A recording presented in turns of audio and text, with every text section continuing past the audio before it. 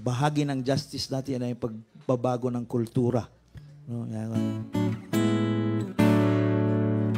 Itong kultura rin. Minsan ako ay nagagahan doon sa bandang nagtahan nang mayroong nagkagulo sa isang tambayan. At ang usap-usapan tungkol sa isang hold-upan sa isang pampasaherong sasakyan na aking nilapitan, tamang-tamang naabutan ang isa sa biktimang nagsalaysay. Tambok ang bibig niya, umamang nanginginig, salamat ka at siya'y naiwan pang buhay. Nanakawan na at na-hold up si Juan, ngunit ang hold-upper pa ang pinasalamatan. Nabaon sa utang ang bayan ni Juan, ngunit ang nagnakaw pa ang pinararangalan.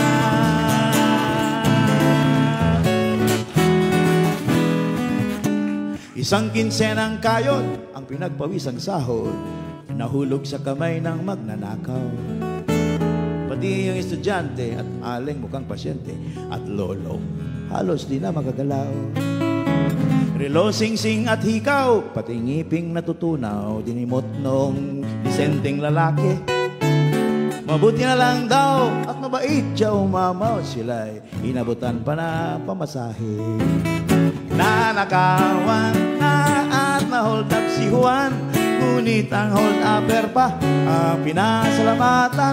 Nabaon sa utang ang bayan ni Juan, ngunit ang nagnakaw pa, hindi naman lahat, mga 95% lang, nasa pamahalaan.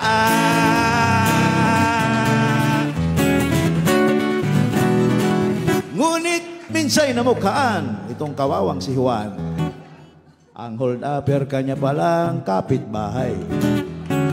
Imit mag-abuloy ng abubot at burloloy sa tuwing may okasyong pambarangay. Siya'y kwelang-kwela sa simbahan at eskwela, bida kay bishop, kay judge at kapitan. Taon-taon pati may medalya at plake ang magiting at dakilang kawatan. Nanakawan na at na-hold up si Juan, ngunit ang hold-upper pa pinasalamatan. Nabaon sa utang ang bayan ni Juan, ngunit ang nagnakaw pa tumatakbo sa halalan. Nabaon sa utang ang bayan ni Juan, ngunit ang nagnakaw pa malamang mananalo sa halalan.